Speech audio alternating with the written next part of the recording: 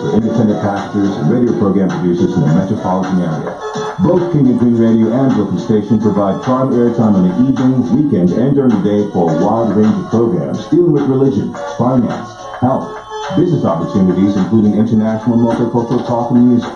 The following is an independently produced program. The views and claims dictated by the host and guests of the program are not necessarily those of this station, its management, or its advertisers. For sponsorship, music promotion, and business ads, call management at 347-699-6892. This message is critical to your personal growth in 2019. 718-253-7273. That again, 718-253-7273. Jot this number down in your phone, your iPad. Store it on your computer, on a notepad, in a place where you can find it quickly, because at some point you will need it. It's the number for the most popular and most useful reader and advisor in our area.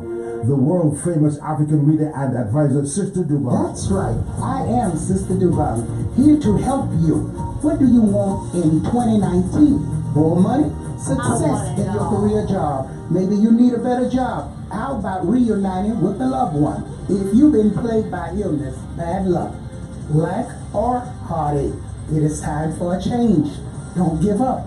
I'm the African Reading Advisor dedicated to making a difference in an imperfect world. Call me now for one free question by phone, 718-253-7273, and come see me at 1752 Flatbush Avenue, right at the corner of Avenue J in Brooklyn. And let's make 2019 one of the best years of your life. Make your life a masterpiece. Imagine no limitations to what you can see, what you can be, what you can have, or what you can do. Call Sister Duval now. Water Lane Entertainment, the 30 Plus Group, and Midday Medley presents the Jamaican Music Festival, Sunday, May 26th at the Roy Wilkins Park in Queens, New York, featuring D'Angel, Johnny Clark, I Octane, Derek Morgan, Tony Rebel, Macca Diamond, Trevor Clark, Horace Andy, Al Jam, Ding Dong, Pinchers, Mr. Charisma, Dennis Al Capone, and Coco T. General admission at $60, VIP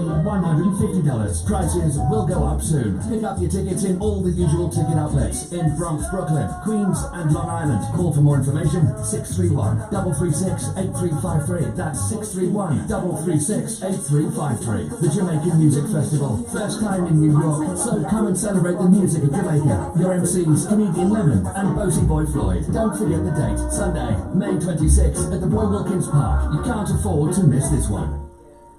We treat all accidents. Car accidents, construction accidents, slip and falls, work accidents. Our faculty has many doctors all in one place. Orthopedics for knees, shoulders, broken bones, etc. Neurology for head injuries and nerve pain. Chiropractic, physical therapy, acupuncture, and pain management. Our office is workers' compensation certified, so if you are injured on a job, you can be treated for free. Also, you can get paid for your lost wages until you're physically able to return to work, and you can still be treated for free. You don't need a lawyer.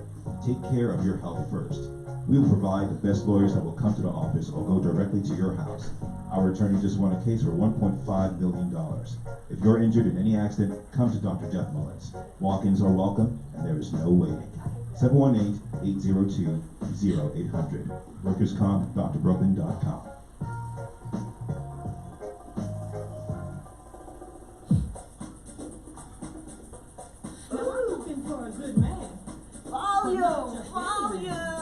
He's got to be someone special.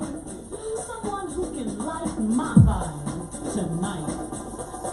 Mr. Right?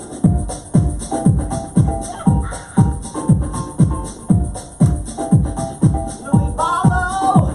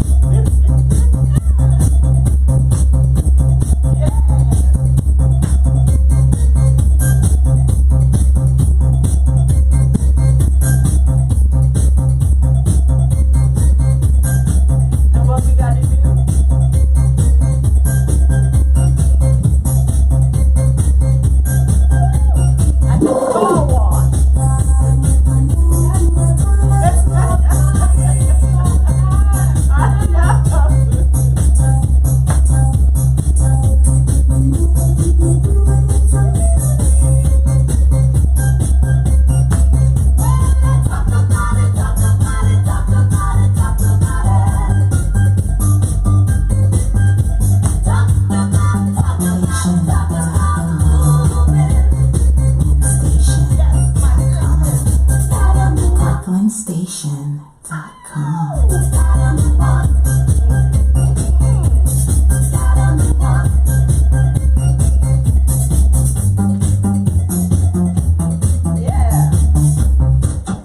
Oh yeah, we gotta move on. Welcome to Evenings with Eleanore. It's Wednesday night, and you know where you are. Brooklyn, New York. King and Queen Radio, BrooklynStation.com. Every Wednesday night, we'll see you right here. Evenings with Eleanore, and I'm your hostess, Eleanore Mills. Thank you for joining us again and again and again. Almost a year now. We're very, very appreciative for your support, for tuning in, for your constant contacts, your emails, your phone calls. Thank God we don't have the U.S. Postal Service in on this, or I would never get a chance to get back to a lot of you guys. But I do appreciate your emails, and I'm getting better at answering them. You got to admit that. We're here every Wednesday night from 9 to 11 p.m. to get you through hump day. Wednesday's child is full of whoa, and we're going to take you through it. But if you've been keeping up with current events, there are a lot of things worthy of discussing. We have a great guest for you tonight, and as usual, without our great crew here at the station, we'd have much difficulty. So things are running smooth as glass. We've got Holly back there. We've got Zena steering the ship. So welcome once again. And let me start by saying, Chuck Flowers. It was such a pleasure to talk to you last week. I want to thank you for reaching out, for a great interview, for giving us an insight to your talent, to the person that you are, the gentleman that you are, the talented artist that you are, a multifaceted artist, I must say, from stage to theater to jingles, and a lot more to come, I'm sure. But once again, I want to thank you, and anytime you want to call in, and as you said last week, you're doing New York pretty soon, so we're looking for a live visit. Thank you so much, Chuck. A couple of shout outs. My good friends from Diverse Souls. Cliff, Spoon, Don Schwitzer. I want to thank you guys for keeping in touch. I had a great time. I'm sure you did. We found out that we have a lot in common, including growing up in Brooklyn. If you grew up in Brooklyn, let us know. Reach out. Let us know where you grew up. What was going on in Brooklyn when you were a kid? When you were in school?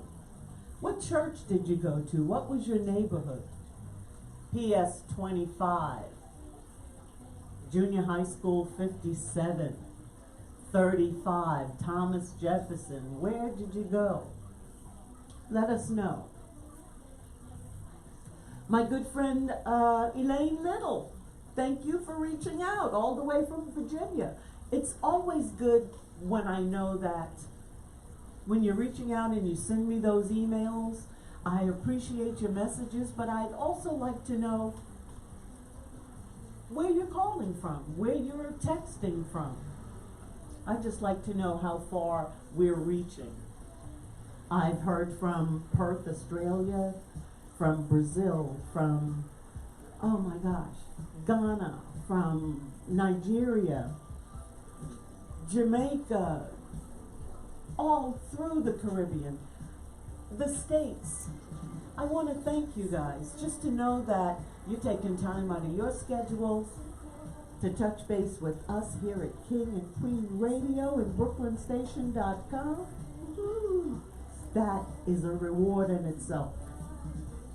I also want to remind you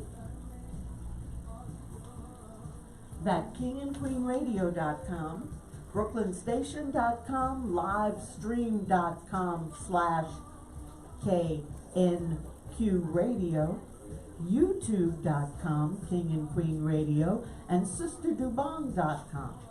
If you're watching these shows, I'm sure you're having a great time, you're enjoying yourself, you're learning an awful lot, and hopefully you're calling in and contributing. Let us know what's on your mind. But just in case you have any questions or any comments that you'd like to express your opinion, your views, then give us a call here. Contact the owner, Zena Palin, at 718-253-7273. And let us know what's on your mind. Getting back to my shout-outs. My good friend James Jennings moved from Brooklyn to the Bronx, but you know what he said? I'm still listening. Now, I would hope you're my friend and you are listening, because it's not like from Brooklyn to the Bronx, it's like London. But thank you so much, Jim, for touching base. And last night, for like 2 hours, I was on the phone with Gerald McCauley. Now, I don't have to tell you who Gerald McCauley is, but that was one of the most interesting conversations ever. What a gentle, gentle man. His voice is so gentle. His music bedside manner is amazing. And we covered so much. We covered history. We covered artists. I could talk to him forever and ever. He was so easy to talk to. Oh, thanks, Gerald. It was great talking to you, and hopefully we can do it again real soon. Gerald will be in New York on May 9th. So I'm hoping that I can, of course, he said he'd be in town like 6:30 in the morning. Don't call me at 6:30 in the morning, but I would love an interview. So I'm reaching out to Gerald McCauley, hoping that we could hook up when you're in New York, and we can talk about some of the things that you're involved in. I know that you just had a tune released, and you were telling me that this is the first time that you've sang. Well, guess what? It's amazing. I loved it. You also covered a lot of territory, a lot of artists that you're working with, your new project. We will discuss that a little further in the show, but I just want to say again, it was a pleasure talking to you, and looking forward to that interview. I sent an email out this week of some of the artists, and I do periodically, of artists that I really love, or performances or songs that I really love. And it happened to be Minnie Riperton. And wouldn't you believe it? I got a few emails back that said, "This you?" It's a shame. You've got to learn your history. You've got to know your artists. Minnie Riperton was amazing. And anybody that doesn't know her work, Google her. Please. Please. As we move along, just to update you on a couple of things that's happening that interested me this week. One of them was Uber and Lyft have stopped hiring new drivers in New York City. See? Prayers are answered. Prayers are answered. So now, if we could do something about the bikes and the jitneys and the tour buses and congested pricing and on-time trains, I would be most appreciative. Thank you so much. Let's see, what's next on my list? The presidential candidates. You know, we're all affected by the upcoming election, by the new tax laws. You know, all I have to say about the new tax laws is I need some dependents. You know, so if you're up for for adoption, I was thinking about adopting Holly. I need some dependents around here. That's the only way to beat this.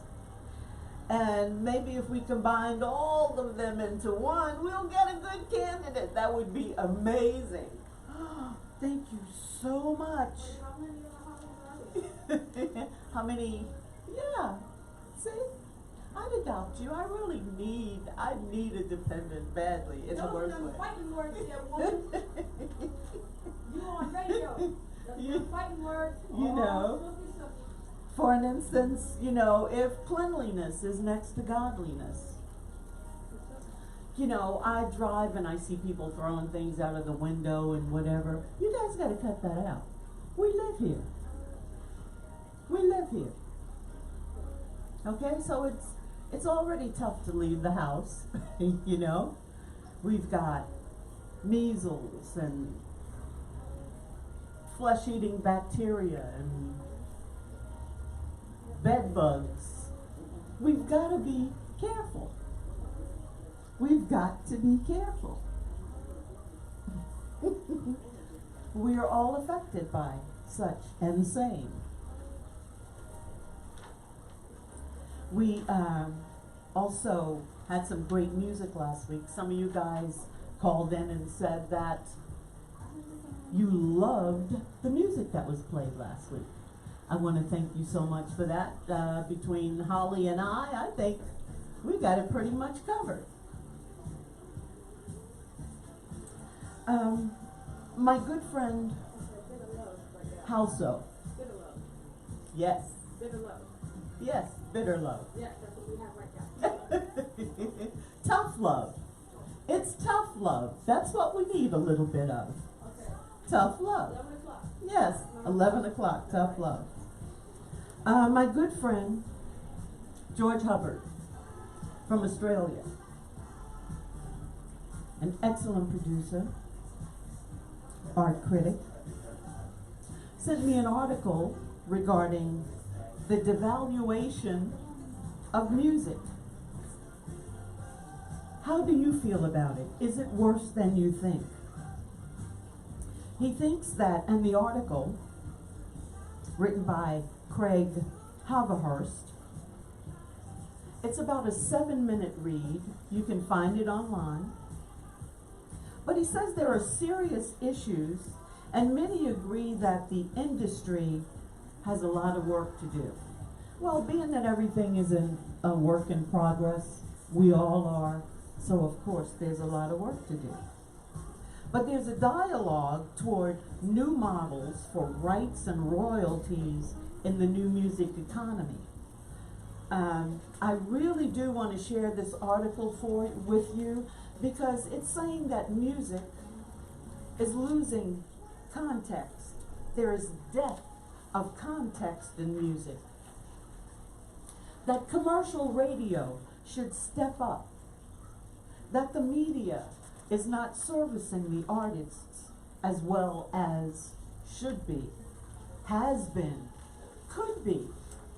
Well, like any profession, you have your ups, your downs, your times. But if it's your passion, if it's your love, you don't give up. It's a way of life. It's your calling. It's your craft. And I can truly say that my guest tonight is one of my favorite artists, my favorite new artists that I'm recently in touch with. From Nigeria, Afro jazz musician by the name of Shola Emmanuel. And hopefully you guys have checked out his music from my posting earlier this week. And I'm quite sure that you'll see that as well as being a great writer and a musician, that he's also a philosopher. He's a historian. And I was really touched by some of the posts and some of his ideas, his quotes from his site. And I would think that, like most artists, whatever your calling, whatever your genre, that there is this spiritual attachment. And it seems to be prevalent in most artists' lives. There's a spiritual connection there, and I really get that from Shola Emmanuel. I did my research on Nigeria, on Yoruba music, the tribes of his era, the popular music of that era.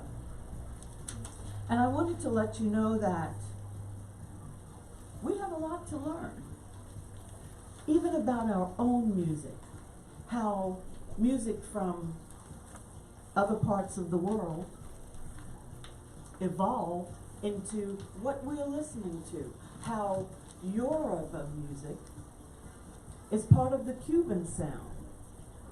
It's part of the Caribbean sound. And I just want you to know that the artist tonight, Shola Emmanuel, interprets his artistry, his jazz, in the African style. And we'll learn what that is about, and we'll hear it. I expect him to call in shortly, but I wanted to give you a brief outline of his history. He is a saxophonist, a recording artist. Yes, please.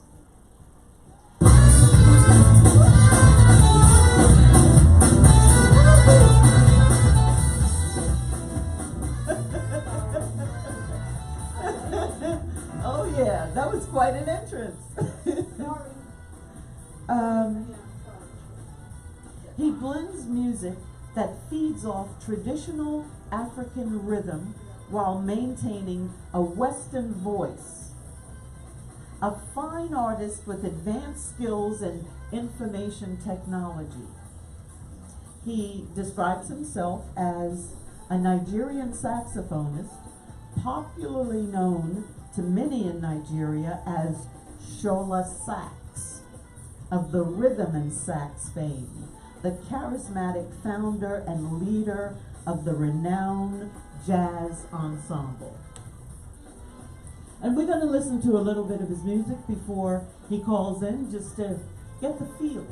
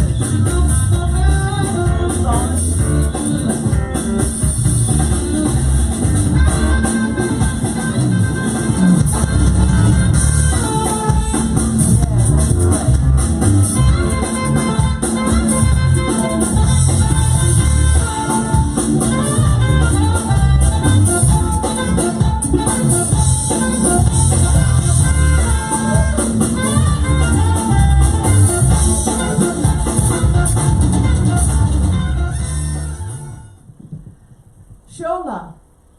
Hello, good evening. How are you? Good evening. How are you doing tonight? I'm doing fine, thank you. Thank you so much for agreeing to an interview and for calling in. And we're going to begin shortly, but I want to know where you're calling from at the moment. I'm calling from Atlanta. From Atlanta, Georgia. Yeah. Well, I understand that you were in New York a short while ago, and I'm sorry I couldn't set up the interview so we can have a live interview, but I am so thankful to be speaking to you right now. Tell us what's going on in Georgia. Are you working there? Yeah, I do music. Yeah. I have played a couple of your tracks earlier, and I was giving my listeners an idea of your background. Okay. And I understand that you made your first international appearance in Paris. But tell me when you started, when you realized that music was your calling. Well, it was a defined switch. I originally was into fine art. I paint, I draw, I do sculpture. Awesome. That was my background. And on this very day, I found this trumpet at my grandma's house, and in attempt to play that trumpet, it was difficult, and I felt challenged, I've seen younger kids playing this thing somewhere, How come I can't play it, is bad and all of that, but while I was struggling with it, my grandma came in and be like, hey, do you now want to do music? And I just said yes. Then she said, get a teacher. And fortunately for me, Fela Kuti, the famous Fela Kuti, was just our neighbor in Kenya. I went to the shrine, African shrine, got the very great guy, and who turned out to be a lover of jazz and a jazz player, a trumpet player, a Nigerian, and that was how it all began. He taught me how to play trumpet, and a few months later, I found myself in Paris to go do some artwork. Actually, I was in Paris to do some artwork, and I met this other set of guys that are playing jazz, and I was like, yeah, I can play some trumpet, and I played, and it's like, okay, let's go to this show together, we're performing, can you come practice with us later in the evening? And I was there, nice. And that was it for me, and and I found myself on that stage. Well, how old were you at this time? How old were you at this time when you started? Were you a teenager? I wasn't too sure. I'm not good with numbers, but I was pretty young, not too young, but okay. Yeah. So, tell me about growing up and listening to artists that influenced you. Who were your influences? Trust me,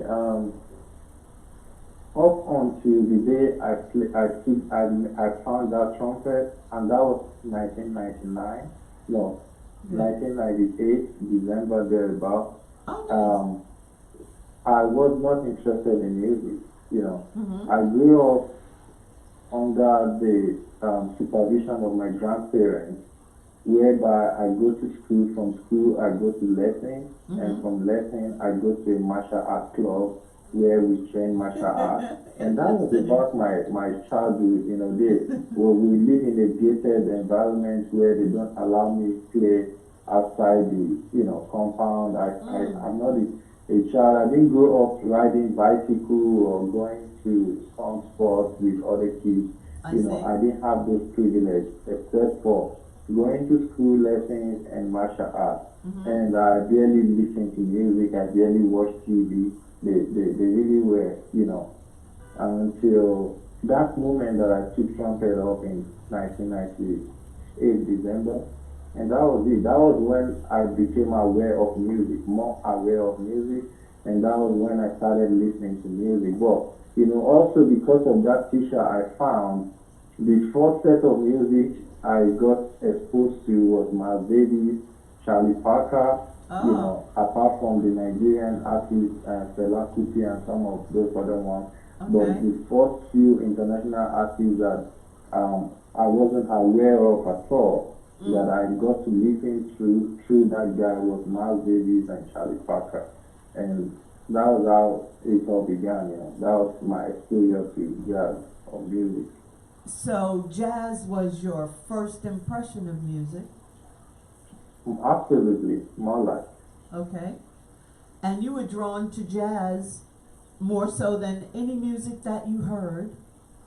And you, in your website, you keep saying that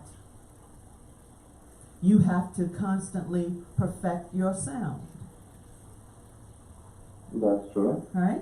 And you That's also you said that you also had some collaborations with performances with other artists. In your new release, is this a collaboration of artists or is this something that you did personally? Well, my new release is basically gonna be more of me. Okay. You know, this is one opportunity I have to actually interpret the music that I've always wanted to interpret in my own way, in my own style, you know. Okay. And Okay. this album is actually it's a representation of me. So it's really going to be most of me in this album. And I do have a special guest on the album, you know, which I'm not going to mention now. Is a legend, a Grammy Award saxophone player, one of the most celebrated sax players around America and around the world. You know, I'm privileged to have him, you know, feature on the songs on the album. Hopefully, you know, yeah. So. And what is the artist's name? Yeah, I don't want to disclose that yet. Oh, I see. Okay. In anticipation for the album, you know, so I'm not Okay. going to disclose that yet. Well, one of the tracks that I heard, B.O.E. Tell me about that Oh. track. What does that represent to you? Okay, you see, the album you just saw was my old EP, not Okay. the album I'm talking about right now. Okay. My new album is coming in June. In June. But the other album with B.O.A. was my old EP, but I just recently uploaded it to online. It was always on my website, but it wasn't on the online market like all the Apples and Spotify and all of that. Yeah, but for B.O.A. simply means like proverbs. You know, I was I was invited to take a workshop on African studies and music and poetry reading and all of that at Kennesaw State University in Georgia. Okay. And while I was preparing for the workshop, I was looking for the best way to, you know, to explain to the African American students about the etiquette of African culture, I see. the things that made up African family and all of that. And I thought one of the best elements to do that was to also involve the proverbs, the African proverbs, the sayings of the forefathers and all of that. And while I was putting that together, I thought, oh, this is really nice. Like, I've never heard any Beautiful. song that is just about all of these proverbs and sayings of the wise and all of that. It is And that was beautiful. how I created the music around it and made it a song. Well, we're going to play a little bit of it. I think it's a beautiful track, and I'm sure that our audience will love it. B.O.E.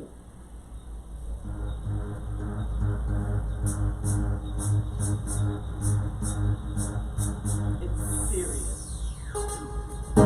Bíowé ló ń ṣe mí o. Bíowé ló ń ṣe mí o. Bíowé ló ń ṣe mí o. Bíowé ló ń ṣe mí o. Bíowé ló ń ṣe mí o. Bíowé ló ń ṣe mí o. Bíowé ló ń ṣe mí o.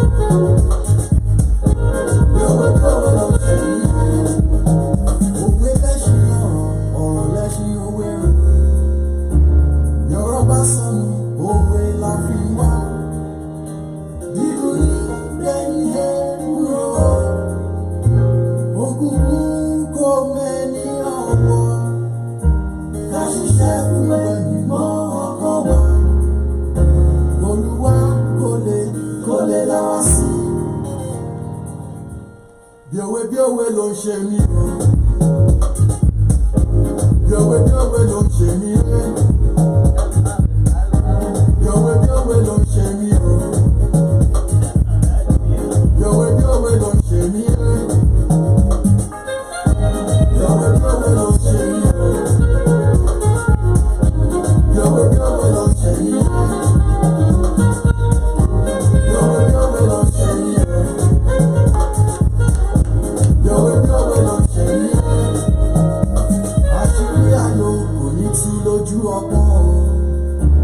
Àṣírí ẹ̀kọ́ kò ní tú lójú ewé, àgbájọ ọwọ́ la fi sọ̀yà, àjèjì ọwọ́ kan ò bẹ̀rù lórí, kò síbi tí a ìdáná alẹ́, omi ọbẹ̀ ló dùn jura wọn lọ.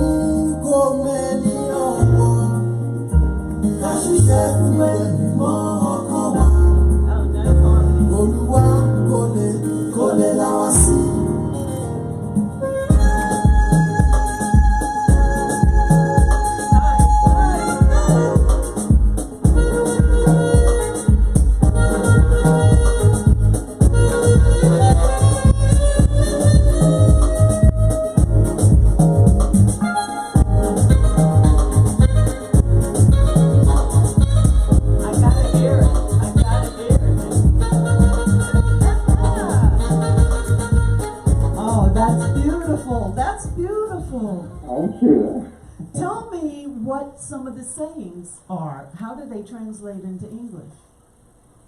Well, it's just saying, proverb is the king of words. You know, just like when you're playing the chess game, you know, the king is, what's that saying? Like, the king is king or something.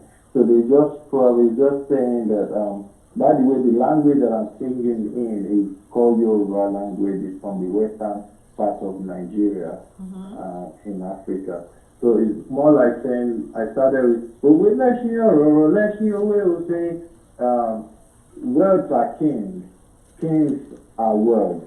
You know. Okay. But over some, you know, I think where there are no words, words are found with words, and words are found in words. You know, like, and then I said, I'm not sure how well this way. Like, it takes the village. It takes the village to build a child. Okay. And it takes it's about unity, you know. It takes unity to build a nation. And they're encouraging. Come again? They are encouraging. Yeah, most of them are very inspiring. They are pointing, they are like edifying words, you know. And some of them are a little, cheesy, like saying, there is one that says, everybody makes dinner. Everybody makes dinner. Everybody makes dinner, but some dinner are sweeter than others. Okay. Yeah. Interesting. So they're things like that, cliches. but they really, and it's true, like we all make dinners, but definitely some are enjoying the dinner more. Interesting. Very fun. But I love the rhythm. I love the harmonies in that tune. Was this something that you wrote? Yeah. I wrote everything about the song. I do music orchestration. Okay. I'm very passionate about orchestration. And for most of my music, I spend a lot of time trying to orchestrate them. But you see, amazingly, when I came online, one of the songs we were playing was from my YouTube video with my band from years ago. And I'm surprised, like, why this song? Why this, And it goes a long way. And then, of course, you love BOA, so that shows the kind of music people are drawn to, and that's what I'm really like, okay, what are people drawn to these days? Like, what really connects to people, because I'm actually very surprised to hear you playing that tune from YouTube. I was like, oh. Well, I had to do my research, right? I had to do my research, and I went back and I listened to the earliest stuff. I mean, as much as I could listen to. Because it's always interesting, I think, to hear an artist's early work, to see where they came from, to see what those influences were, to see the growth, the creativity, and the journey. You get to know them. That's one of the things I wanted to, showcase in artists that I speak to. No matter what your skill is, there's a person behind that, and we also want to know that person. There's a life behind there. You said that you were in Georgia working in a workshop. Yeah, at the Kennesaw State University. You became an associate, and you're in Georgia. You're teaching. Tell me about that aspect of your life. This aspect of my life. Well, you see, music for me has gone it's been a while. The thing is, I love music, but at the same time I want to be successful. I want to be a responsible man. I want to be able to I love to have money when I need it. I love to spend money when I can spend it. So for me to it's do a good that, tool. It's a good tool. Music sometimes, you just don't get it right that way all the time. So I've always had a second job, Okay. And I'm into IT, I'm into IT, I do all kind of things, database administration, network, especially, I do all of those, I have certifications in some of those areas. Just to check on my music, and I used to teach, I used to teach a lot, like teach music, teach African studies back in Nigeria, and coming here, it's not new to me, in fact, the person that introduced me to doing workshops was someone that has seen me, doing that back in Africa, and when she realized I was in the US, she's like, oh, see, you have so much knowledge about the African studies and culture, why not put together this workshop, why not do this, and that was how I came about it, so, yeah, that's my part of, I love music, but as much as I love music, I love to do other things, I love to generate money from other sources, sure, just in case gigs and coming, I always want to be alright, like I don't want to compromise because my music and my standard because of lack of funding or lack of finances. Absolutely. And you have to be creative in other areas as well to support your craft. Yes. I always tell my friends, like, if you can play music and you can play this well, that means you can do just any other thing. And that's the truth. That's the truth. And you see, I've also learned over time that the more things you know how to do, the more problems you know how to solve, the better your chances in life. That's longevity, absolutely. You've got to be a chameleon. You've got to make adjustments. And you've got to, as I say, drive with the guy who's driving in front of the guy in front of you. Absolutely. You know, but getting back to your music, after Biawi, I listened to a go-go. Yeah. Right? Now, yeah. I sort of like, you know, the rhythms, and in doing my research, it said that the Yoruba music was based on drum rhythms. Yeah. You know, and I noticed that there's a lot of syncopation in your playing, you know, and I wonder if you're sort of getting some of those rhythms into your saxophone riffs. That's correct. That's correct. You know, that's something that naturally, you know, it's an inborn, you know, the rhythm, the African rhythm, the 6/8 feel, the 12/8 feel. Those are like inbuilt things. You know, I don't even know how I came about them, but I just know over time that when I came into music, I could really I could play drums. It was easy for me to go into playing of drums. I could play percussions and all of that. And of course, growing up, you know, either you love music or not, you're going to hear drumming everywhere you go. People are playing drums for something, for traditional wedding, for this. So those drumming are part of my music today. You know, sometimes I'm playing like the agogo you're talking about. Agogo actually means bell in Yoruba. It means bell in English, like bell. You know, so I experimented. I had experiments with different rhythm under it. I was thinking of the talking drum. You know, some of those things that I played with instruments are actually something somebody is going to be playing, you know, naturally in Africa. You know, like what's that thing? I'm trying to remember how to go.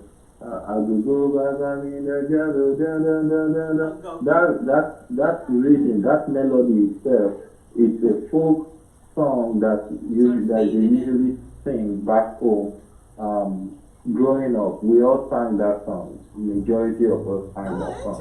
You know, it's something that you sing during the lullaby moment at night and all of those songs to go to bed and all of that. So this is sort of a lullaby. The music surrounding that song are basically combinations of different things also. Like the town crier comes out and says, Kirill, like, hello everyone, the king has sent me.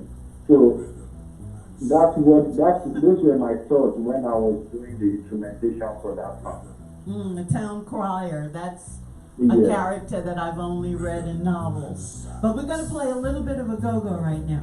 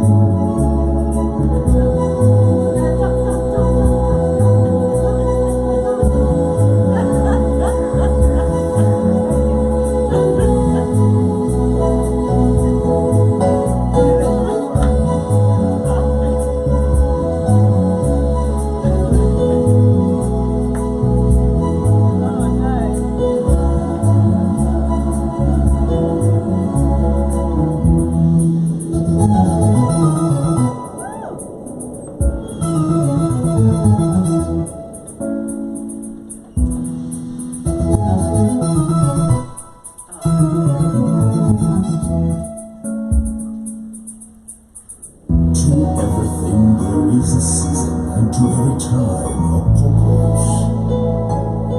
The birds, the wind, the sea, nature are in times and seasons.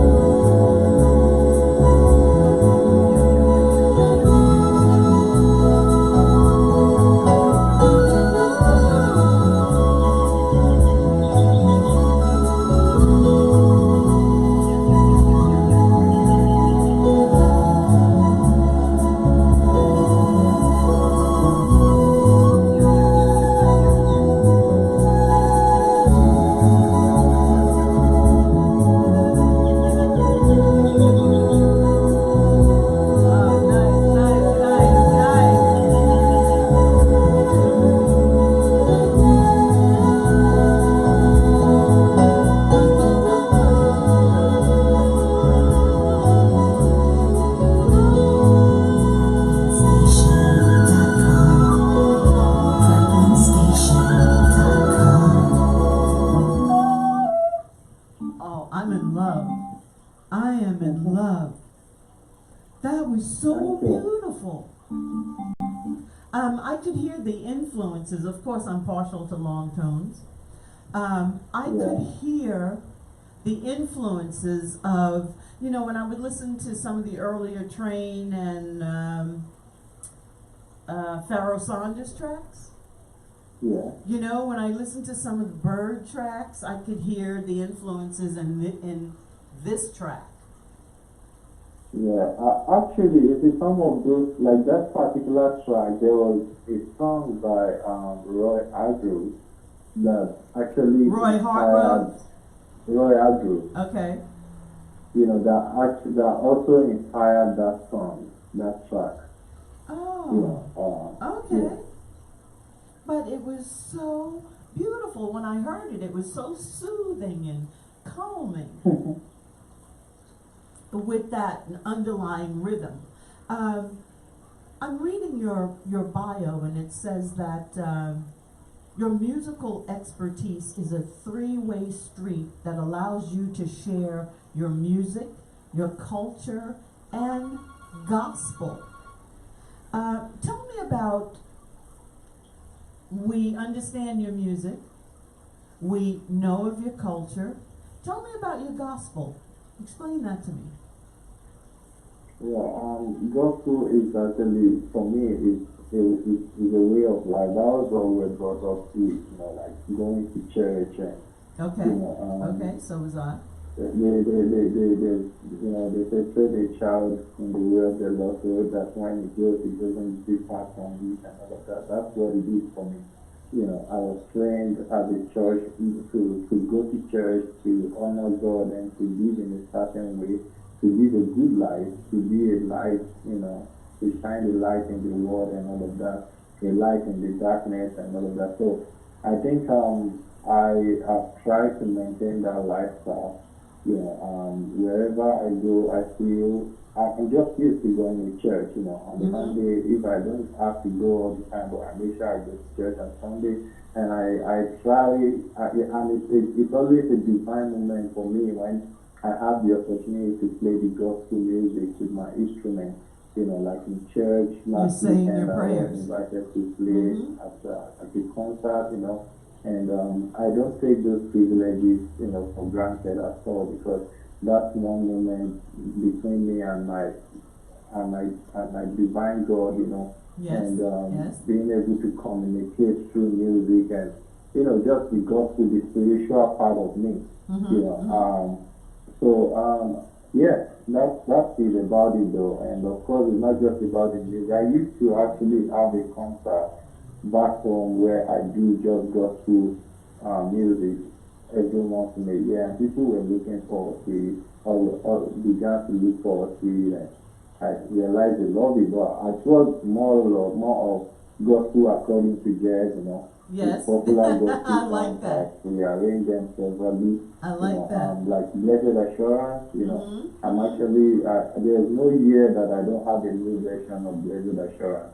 It Okay. always comes to me. There a new arrangement, a new harmony. You know, this year I already have a new version of Blessed Assurance. It's just something that I can't happy. You know, so but that's really about it. And of course, my lifestyle has to also reflect that I respect God Almighty, and I live by it. You know, Yes, I, yes. I don't, because I'm into music, I don't get carried away, you know, Uh-huh. by the things that are not edifying, that does not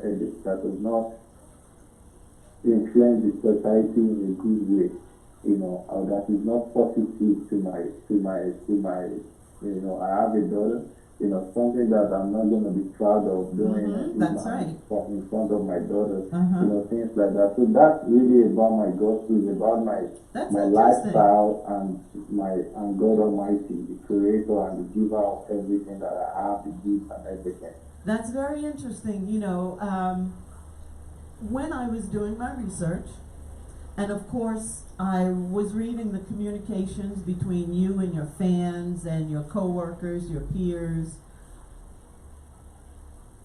The responses were very honorable. They appreciated your work, your contribution to their lives, their music lives, their education, and there was such great honor for you in their responses that really touched me. So I had to know what your gospel was, and your gospel according to jazz. It's very interesting. In doing further research, it's interesting to say that you have a daughter.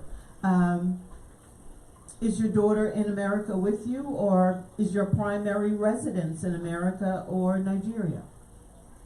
In Nigeria. In Nigeria, interesting. Yeah. So you're traveling an awful lot. Yeah, I do. How do you feel about being on the road? Is your gig bag always packed, or you know, are you very good at scheduling things? Sometimes, you know, there are gigs that pop up, or you might have to cover for someone, or does that happen to you? Yeah, Or over time you learn to just travel like, you know, okay. I will travel. I remember when I came to Atlanta the first time, I came with my saxophone and a carry-on bag, and I got to from the airport. I took a ride straight to Churchy Ground to the jazz club that I've already googled. Okay. And you know, so I went straight to a jazz club, and I got there. I was like, "Hey guys, I just come here." I took out my sax and I played the last number with them. You know. Awesome. So, the musician. like, yeah, you see, like my sax bag actually has my toiletries in it always. I have a toilet that doesn't go out of that bag because I just need to travel at any point. You know, I've been on the road in Nigeria, and someone called me. Where are you right now? Can you meet me at the airport? My wife's birthday. I want you to surprise her and all of that in England. So it was a private jet, and I'm like, oh, lucky me, I have my bag here. Let's go. You know? And I went straight to the airport. You know, and we went in the private jet straight to London. And you know, experience is like that. Most time I buy clothes on the way, you know. Yes, on the go, yes, like, I I know it get to well. London, I go, okay, I need a jacket to complement what I'm wearing. Then I go pick a jacket. And someone always says, "Oh man, that's a nice purse. Where'd you get that? Can I have that?" You know, and you're like, "Oh, okay," because your bag gets heavy, and you have to travel light. You're absolutely right. Yeah, yeah. You know, I wanted to ask you about the next track that we wanted to play, and I wanted to start that track around 2:25. You know, Okay. the track Pakarumo. Oh, okay. All right, tell me a little bit about that track. Well, you see, that track was a live recording sometime somewhere in Paris in Courtois. We were playing and there was yes, like the lyrics from that track is actually from a Nigerian superstar juju music singer. That lyric, every of that lyric I sang on one note. You know, just like the jazz standard one note samba. Okay, you know. one note samba. So you see the same thing element is what I was doing with the vocals. But the real song was actually not like that. So I typically brought out the whole song into one note and then fit it into the instrumentation. That instrumentation was something we created out of, you know, we were just rehearsing, and I love the groove that we were playing into at that point, and I was like, okay guys, let's just keep playing that until something else comes in, you know. This time seems to be, this looks like a new song to me, and that was what it was. That was how we came about that song. Well, you know, I've been listening. I have a long list here, but the songs that I listened to and the ones that I was attracted to, I said, I'd like to know the story behind it. You were telling me that a go-go was a bell. Yeah, agogo, right? You see, so in Yoruba, agogo means two things. It could be bell and it could be like watch clock. Okay, okay. You know, so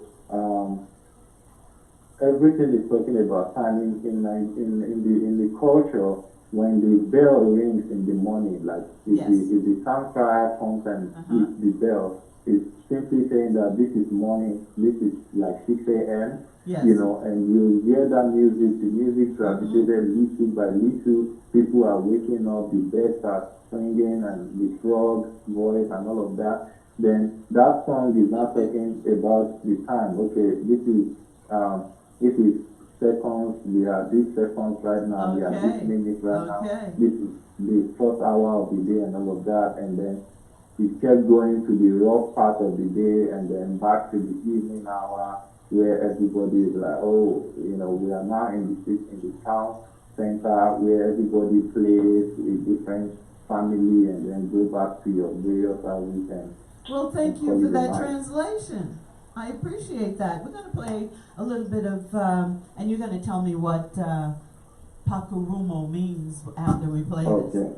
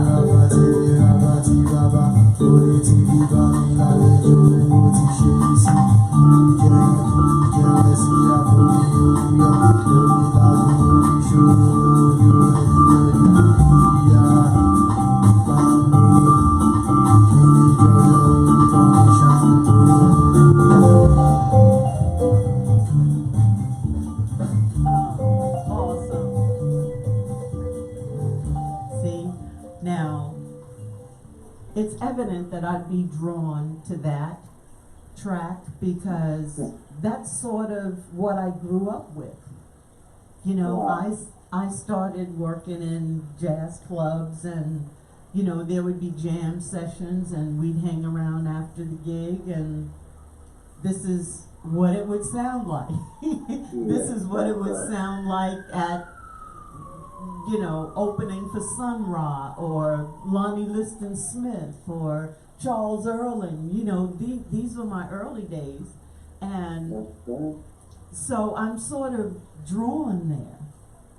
You know, that brought back a lot of great memories. That was fire for me. When I started listening to the track, it started to build up to the 2.25 point where the fire happened, and I said, okay, I got to start it at 225 because that's where that's where it did it for me. But tell me about Pokoromo. What does that mean exactly? Tackle is a circumstance, you know, like a complex situation, you know. So that song was actually talking about the August visitor that we weren't expecting, but now he has arrived, and all I have at home is soda. But this guy is an alcoholic. Where do I get alcohol to feed to entertain me? You know, all I have at home is noodles. You know, but this guy is a fan of pizza. Where do I get pizza to entertain me? You know, I see. and I need to entertain this person. Well, I can't give him an excuse.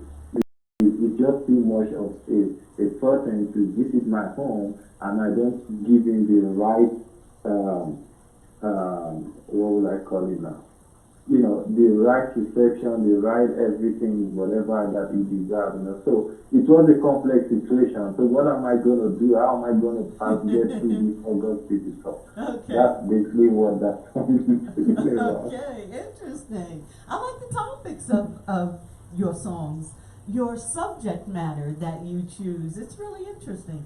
And another thing, even though you describe your growing up that you didn't ride the bicycle and you had a different lifestyle and childhood than growing up in America, it seems that the musician side of your life is very familiar.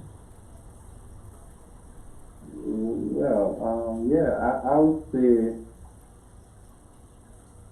when I decided to do music, I made research.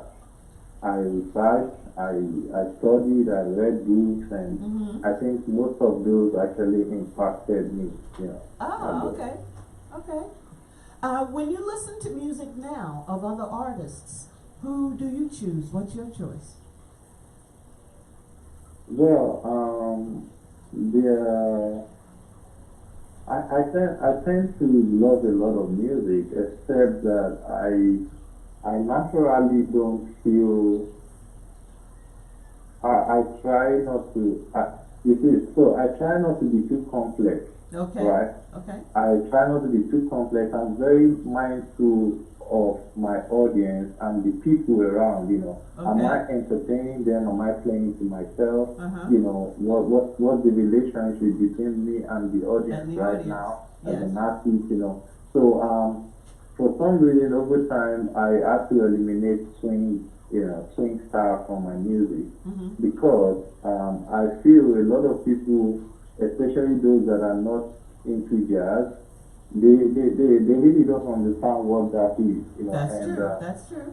these days people want to dance, people want to, people want to be able to tap their foot at least, you know. So I'm more drawn to, as much as I love jazz music, I love improvisation, but I think I'm more drawn to music as music these days. You know, it's not just about the improvisation. You know, I'm more drawn to the content and to the motion of music, of songs and all of that. So I kind of love everybody. You know, I listen to all kind of people. I love Beyonce like crazy. You know, I love I'm telling you, I love Beyonce. I love Lady Gaga. You know, That's I interesting. love them for real. You know, I love John Legend. You know, Okay. Stevie Okay. Wonder. You know, Mhm. every other people I listen to for music's sake, like for the complexity sake. You Okay. know, I love Chef Whelan. You know, it's actually my mentor. I love Kamasi Washington because I Ah. hear a lot of me in Kamasi Washington. Like I think I will do. You know, I will be able to step in that shoe someday if I can. You know, I love his thought process and all of that. You know, but when it comes to like just enjoying music, I like to listen to other people. I don't listen to jazz because when I listen to jazz, I'm not enjoying it because something is always distracting me. Something is always calling my attention. Uh-huh. You know. I find that too. I find that too. If I So have music in the yeah, background, you know, if I have music in the background, I'm drawn to that music, you yeah, know, more so than whatever it is I'm working on. So if I'm working on something other than music, I don't want music in the background because then music has my focus. yeah. You know, I can understand that. I can understand. um, you know, in reading your bio again, you know, you were exploring new realms and horizons with the masters. And I noticed that your travels and in your collaborations that the musicians that you work with, Pastorino and Baptiste Pinet and Bertrand, um, these guys are from, I don't know, Switzerland, France, Norway, the Congo, and America. How do you guys get together? How do you plan this? Do you do a live recording or are you sending tracks to each other? How does that work? Well, the thing is, I've traveled a lot. I've had the privilege of traveling to about 73 countries of the Mm-hmm. world on all seven continents. Um, and I've made a lot of good friends. Yes, So yes, when I I see by the bio. when I was in Paris, I was there actually. It was a program for me. You know, I was going at that time. I was doing this program for crossing borders. You know, with my music, and I had the support of the French embassy in Nigeria. I used to have the support of the American embassy in Nigeria, and when I went there, because of the title of the program, which is crossing borders, I decided I was going to work with musicians from different places, you know, not just the French guys. And that was how I contacted these guys. You know, I know that I've met some of them before, either on a tour or something, and I know they live in France, and I know where they come from originally. I know Baptiste was a French guy, but Okay. I do know that Matteo Fattorino is a Swiss guy, but he lives in Paris. You Mm-hmm. know, I knew Bertrand was from Norway, but he lives in Paris. You know, I knew Raphael was Congolese. You Oh, know, okay. but he lives in Paris. So that was how and Joan Blanc was American. He lives in Paris, and I contacted them. You know, I know the I needed a trombone player. Joan was a good fit. I needed a bass player, Raphael, and Bertrand was bass, and you know, everybody made a band. And they necessarily wasn't living in the same state or city to say, but I was able to bring them all together for just a week, you I know, see. to be able to achieve that goal. It's just like it's something I just want to achieve. I want to play with people of different cultures Mm-hmm. and Mm-hmm. from different backgrounds in one band, in one group, you know, on one, you know, on different stages. And I was able to do it, you know. It was deliberate. Like I could have gotten all French players, you know, from one jazz course, and you know, and we just do what we gotta do. But that would have fulfilled the purpose of my title, which was crossing Mm-hmm. borders. So I wanted the Congo player to the Congolese to have, I want to feel his presence. Like, we had this moment where I was like, give us something from back home, bro. Give us something from back home. Okay, And okay. he would bring it up, and then we all try to fit ourselves into it. And I would do the same. Jim Baptiste, this is on Asireno, has a lot of classical background. I remember us experimenting in that realm also. So it was a good experience for me, and we did that a few times at different times, and and we're still in contact today. It's always a good experience. Well, That was just how we came about that. as you speak, I can hear that you are a teacher. You speak like a teacher. And you learn a lot by speaking with you. In doing my homework, I noticed that Yoruba music uses a lot of drums. Do you use traditional drums in your jazz? Well, you see that back home, I have a 32-man orchestra back home that I used to run. Okay. And we used to experiment with all of those African drums, traditional drums sometimes. But the thing is, if you want those things to sound well, like music is said to be what would I call it? Combination of pre-arranged sounds, for pleasant hearing. That's it for me. So for you to make those things sound well in jazz, you have to pre-arrange what they're going to play, how they're going to play it, and where they're going to come in and all of that. Okay. And because some of those instruments, they sound very close to other instruments. They sound very close to, they have pitches that you have to manage carefully. So I've had to experiment that a lot back home, and when I do that, sometimes I don't use the keyboard, I just play with the brass and the bass guitar, and the water I'll use a guitar, an acoustic guitar. Yes, I do that, but it's very expensive, to do that on a tour or do that in a recording. Because you were mentioning that if somebody asked for something back home, I was imagining that you would use the traditional instruments at some point. I always do, like I was in Nigeria in February, and I had 2 concerts. The first one I did with my regular band, and the second one I actually did with the traditional instruments. Okay. Because of the caliber of people that were there. These are elderly politicians, and I knew that I was trying to bring them something to rejuvenate them. So I brought in the local drums and, did my arrangement, and it was really good. It was really good. Before I get into the next track, I have one question. Do you play cover songs of other artists, or just songs of other jazz artists? Oh, I do. I play all kinds of songs. I play covers. I play covers. I play other jazz standards on my songs. Yeah, I do that because when as part of the business, when I do a concert, You could play it, Howard. I always want to be able to carry my audience along.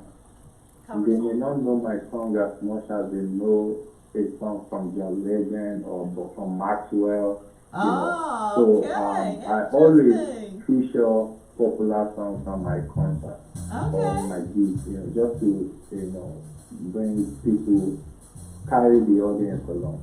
So I do cover. We're gonna play Lady.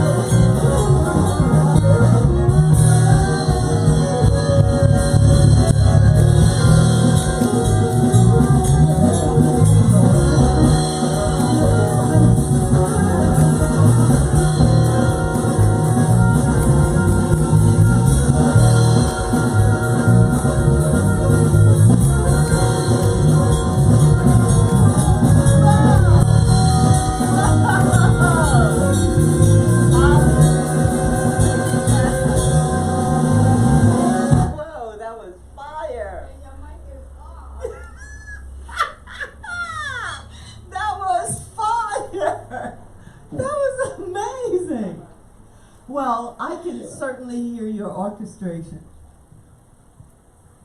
And you seem to be a master at it. That was very emotional. And as far as connecting with your audience, I really felt connected. That was really powerful. Thank you very much. What's the story behind that song, that track? Well, that song is popular. It's not my song. It's a song by the great legend Nicola Kuti. Okay. And that song is titled Lady. Lady is a song that was, Fela didn't only arrange that and produce that one. I think the song was done by 3 African legends. They all did 3 different versions of that one song. Fela did his own, Hugh Masekela did his own, and Manu Dibango did his own version. So my own version that you listen to right now was a combination of, I sang the lyrics, exact lyrics like the Fela Kuti version. I employed the brass line of Hugh Masekela, and I employed some of the reading sections of Manu Dibango. So I combined the 3 versions in one. So that's what you heard. And Lady is actually talking about African women. I love it. Like that's one of my best songs of. I love that track. Talking That's about one of my African favorites. women and the women and the lady. The old matured women and the yet matured women to say. We have some the, great. the matured woman is proud of core responsibility about going to the market and doing the cooking for the family, being the mother of the home, and respecting their men, their husband, or whatever man in their life. Why the other kind of woman, which is lady is the type that be like, oh, it's equality. If I cook, you gotta wash the dishes. If that kind of thing. Like if we're going out, you gotta open the door. All this kind of thing. Not necessarily respecting their husband the way they should respect their husband. If their husband is saying 2 things, they're already talking 10. So it's really like talking about 2 different kind of women: the African woman and the civilized woman. I see. Well, one of the things that is so enjoyable about music is it takes you on a journey. It tells a story. Yeah. And even though I found the last track that we played was sans lyrics, you still went on that journey. And I understand what you meant about that connection.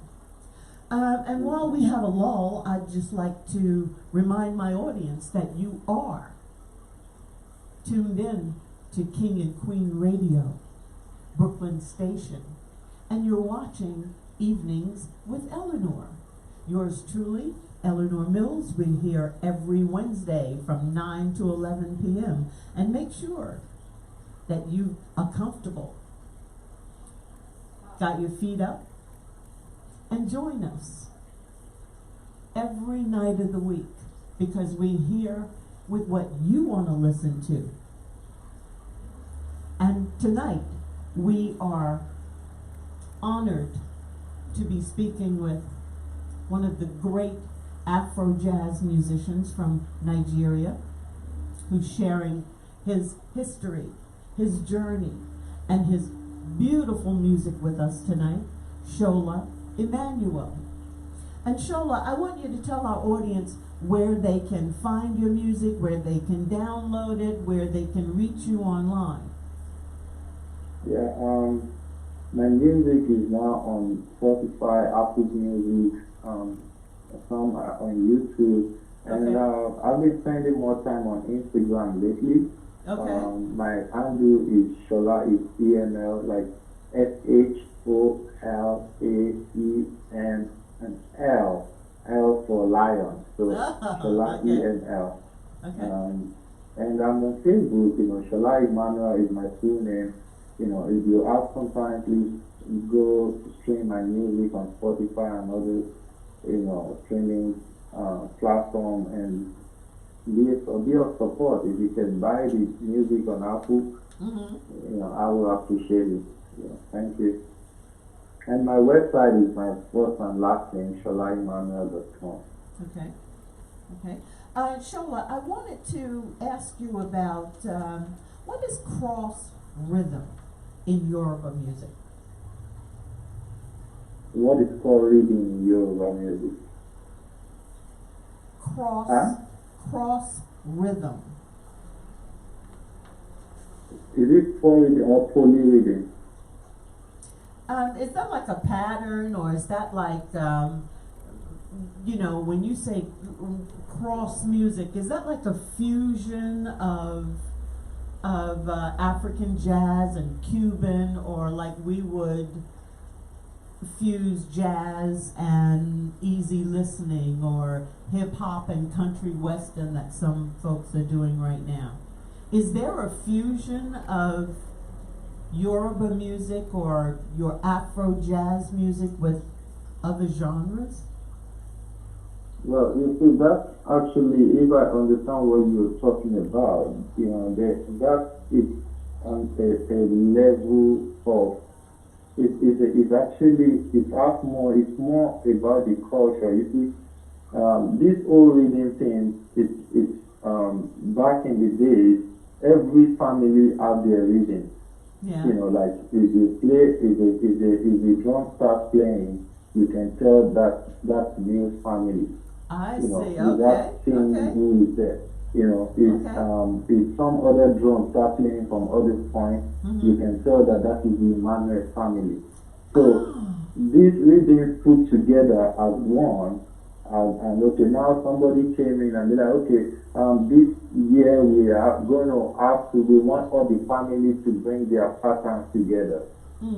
Let's jubilate together, and that's what came about, the different intuitions and all of that, because and then we're going to see different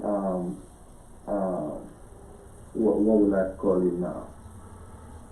Yeah, I'm trying not to get into that music thing, but yeah, that is what I think you're talking about. That's how it's come about. It's really more about the readings and the percussion, and the infusion of different styles of family style into one and making it one big sound. Okay. And you're going to be hearing a lot of motion in one and going in and out, because it's going to become more complex, and at the end of the day they all sound good together.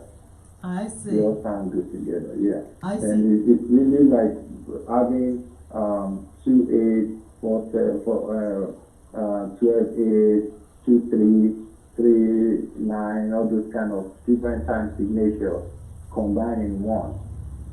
So it's less of the harmony, but more of the pattern. Okay. Interesting. That explains a lot for me. Because I couldn't really understand what the cross music was. In doing the research, I couldn't get an example of it online on YouTube.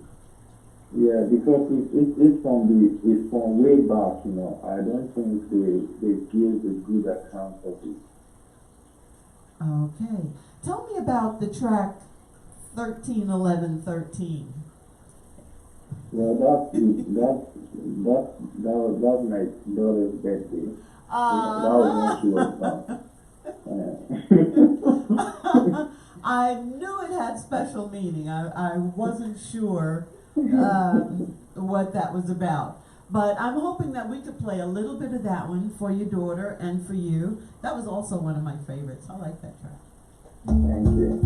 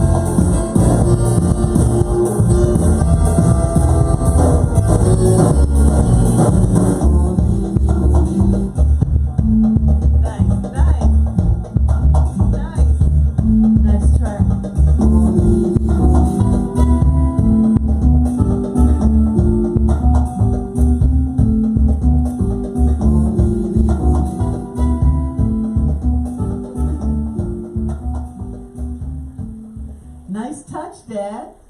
Thank you. Nicely written. I love that. I love that. How does your daughter feel about it?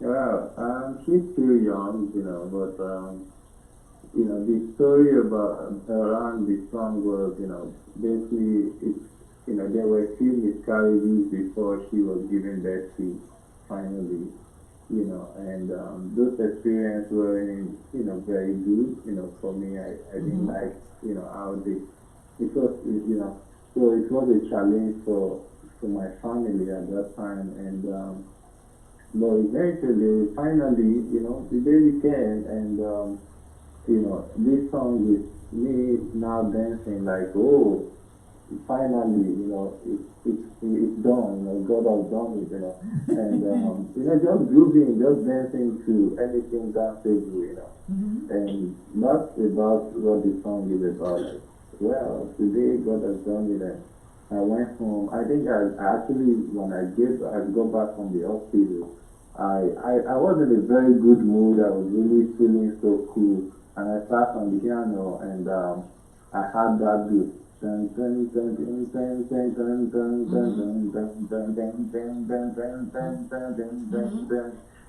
chromatic motion, and that was what gave birth to that song. And I just kept writing until I finished everything that within 3 hours, and I went to sleep, and I woke up still feeling the same way. So that's what that song is about.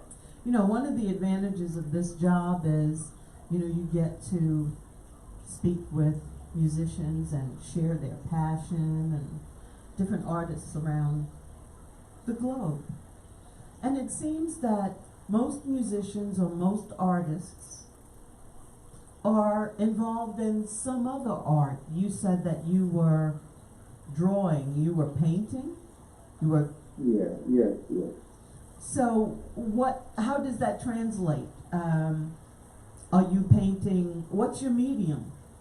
Is it people, still life, abstract? Well, I do a lot of abstract, I do a lot of portraits, and I used to do a lot of sculpture, elements. Okay. I work with a lot of elements, African elements, making meanings out of them from a different perspective, from an artistic perspective, talking about the beads, the cowries, some of those elements, the coin,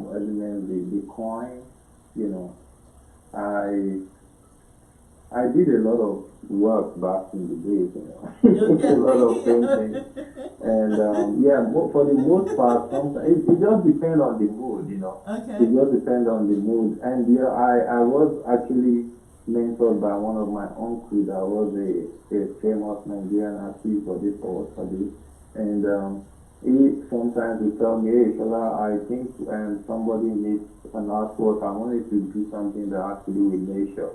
It gives me topics to work with. So I was a little versatile. I became versatile because it packed me in different angles. And that's it. I find that sometimes I like to paint, right? I like acrylic, I like watercolor. And sometimes if I'm in the middle of painting something or I have an idea and then I get called away, whether it's a gig or some other task, when I go back to that project, there's been an adjustment in the interpretation of my idea. That's really true. Like when I paint, at some point I prefer to just paint at night when nobody's gonna call me. That's right. I just feel like I can be done, At least when you're about 80% into the painting, you must have already established what you are trying to get. So every other thing is gonna, just be, so I kind of understand what you're saying. That happens to me too sometimes. Yeah, because you don't get a chance to complete a project in one sitting. That never happens. That never happens, right? So, and then you walk away or you go away and as you're always on the road. So when you come Well, back to you know, when it comes to painting, though, you know, I think one of the good things is if you painted long enough and done these things long enough, you're gonna devise a means to almost complete every artwork you begin on the spot. Mm. You know, I think that's very important because yeah, but that was where I was at that time. You know, I always try to complete a work. You know, Okay, and sometimes I create. I used to write different steps. Like if I want to create something that has to do with a village setting, a market setting, I make a note. Okay. I make a note and I number those notes like 1 to 12. Okay, this happens, the elements that need to feature in this market place and all of that. I already have it, so all I just do is interpret it on the canvas. You know, and it helps me almost complete every work that I need to get done easily. Although it depends on your creative level too sometimes. My next question to you is, you know, going back to Pakurumo. Were you playing both instruments on that? I meant to ask you before. You said you played trumpet. I heard trumpet and sax. I played trumpet. On Pakurumo, I played. No, I think I played saxophone. I'm not sure, but on some of my recordings, I played clarinet. Okay. I play clarinet, I play trumpet, and like there's one of the songs Baba. Okay. At the end of Baba, I play trumpet. Yeah, I do that. Even in 13, 11, 13, I played the trumpet. I played all the saxophone. I played the trumpet that was responding to the saxophone. Because I know there were harmony lines between the trumpet and saxophone on Pakurumo, and I said, I bet you he's doing both instruments. You know, I could just see it because sometimes you want to experiment. You know, you want to experiment, you want to stretch, you want to try different things.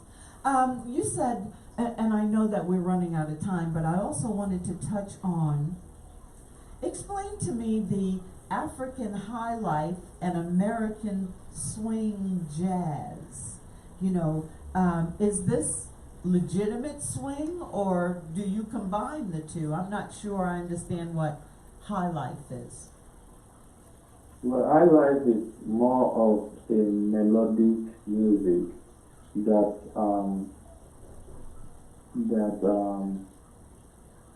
transcends, you know, it's more of it's a music that historical to Africans. Okay. You know, like that's more like a cultural music that we all grew up with, especially within Ghana and Nigeria and the let's say the Congo East and all of that. So high life is a different music entirely, and the Western music. So high life is more of the reading and the vocals, while the Western music to me is a little more. The most major difference between it is the harmony. Okay. You know, the harmony, the harmonic choice, the chord choice. In high life, you probably rarely play the 7 chords. You know, it's just the triads and all of that. And once in a while, when we go to the 7, the flat 7, that's where the beauty of high life is. Okay. You know, and when we go to the flat 9, that's it. We rarely play it because, you know, we wait for the right time to put those notes, and that's the music, the beauty of the music. But in the Western music, you know, you use a lot of extension, the 6, the 7s, and you know, a certain kind of voicing. If you voice the high life music the way you voice the Western music, you're gonna actually, the music is gonna change. Okay. You're gonna be hearing a different sound. So if I'm playing 145 and I don't play it in triad version, in certain inversions, it's gonna change the sound of the highlight music. So it's two different music actually. Okay. So if you're talking about how I'm able to marry the two, it's as simple as me now introducing those harmonic, Western harmony into the highlight in a way that it's not going to lose the taste, the soul I of see. that You music. want to keep the Yeah. sound and the feel. I got Yeah. it. I got it. It has been such a pleasure talking to you. I have learned so much about your music, your culture, your ideas. I am truly in love with the sound. And Thank you so much. I would hope that when your new album is released, that you'll give us a call or send me an email or send me the track so we can showcase it on the show. We'd like to Oh, I keep up with appreciate you. Oh, come on. I appreciate you. And the music is beautiful. I thank you for taking the time to touch base with us, to share your musical journey with us. I wish you all the luck in your workshop in Georgia. And please stay in touch with us. Shola Thank you so Emmanuel. God bless. Okay, Ladies and thank you. gentlemen, you've been watching and you've been listening to Evenings with Eleanor at brooklynstation.com and King and Queen Radio. Listen to us every evening and we'll expect you back here, same time, Wednesday. Hopefully we will be with Gerald McCauley that day. But next Wednesday from 9 to 11, we're here looking for you. See you next week, guys. Have a blessed week. Bye. It went something like this. Cruising down the street in my 6'4", jocking the slapping her. Went to the park to get the scoop. Knuckleheads out there, cold shoes and hoops. A car pulls up, who can it be? Don't fuck to this, non-stop kind of Chris. I don't know his mercy. What's the number drive? Here, what you want to know? Yes. Me all walk like a champion, talk like a champion. What a piece of money can tell me when you get it from. Knock on your entrance, ram pa pa pam pam. Can't let me in, me everything when you are weapon. Walk like a champion, talk like a champion. What a piece of money, girl, how will you get it from? Knock on your entrance, ram pa pa pam pam. Can't let me in. Why? Most of you would be more than dead to take the enemy to the promised land. Neglected food diamond. All you got to do is be true, so let's start this. Satisfying the emotion. At a funny press, instantly she was. She no oil and tough, and she no got time to lose. She's smooth down precious like she never get up. One soldier expand and that's all out. She help me, I forget to is a boss. Think I walk like a champion, act like a champion. What a piece of body can tell me when you get it from. Now find your entrance, ram pa pa pam pam. Can't let me in with everything. One up on the time, you know look for them. When you look good enough to guess no matter what I can say. Put on your clothes is like that display. Man up swear on a steer about night and day. You look in my only and the woman say hey. We cannot just smile and not face and say. She want a man to do the work, not want to play. A marathon man, she said she want to stay. I want you wanna walk like a champion, act like a champion. What a piece of money can tell me when you get it from. Now find your entrance, ram pa pa pam pam. Can't let me in, me got the thing where you want to get on. Walk like a champion, talk like a champion. What a piece of money, girl, how will you get it from? Now find your entrance, ram pa pa pam pam. Can't let me in, why? I sing, oh